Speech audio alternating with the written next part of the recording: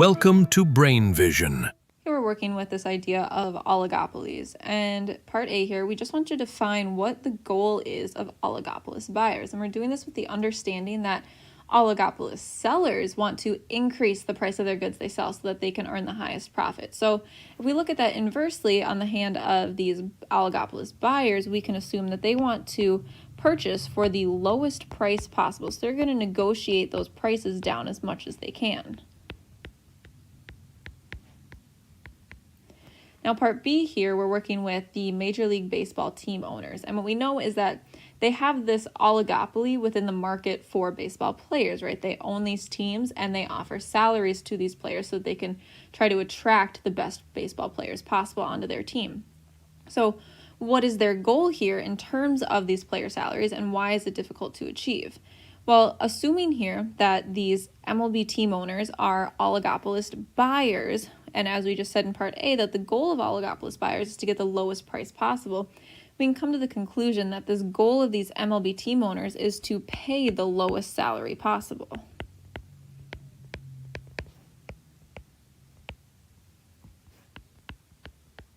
And this is very difficult to achieve, and the reason that's so is because these good baseball players, because they're good, they're able to demand a much higher salary, meaning that these team owners are forced to pay higher salaries if they want to actually attract those players. So this demand by, let's say, good players is so high that it's very difficult to actually offer these low salaries to attract them.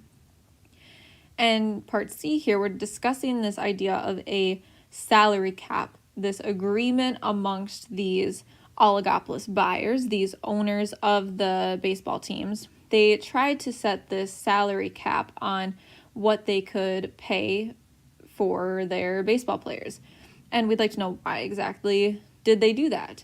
Well, they wanted to do that so that they could avoid this idea of cheating amongst these players. So without that salary cap, any player on a team could choose to break that agreement if they wanted to go play for another team if they receive some higher salary offer.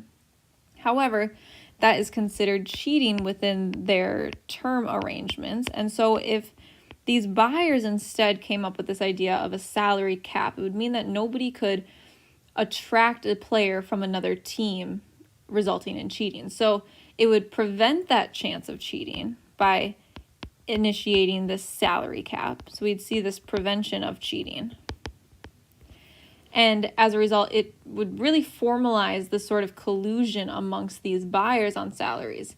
And the players would probably be worse off because they wouldn't be earning their salaries quite as high as they were. However, the buyers would have to pay less, and as a result, they were working towards achieving this main goal of obtaining the lowest price possible.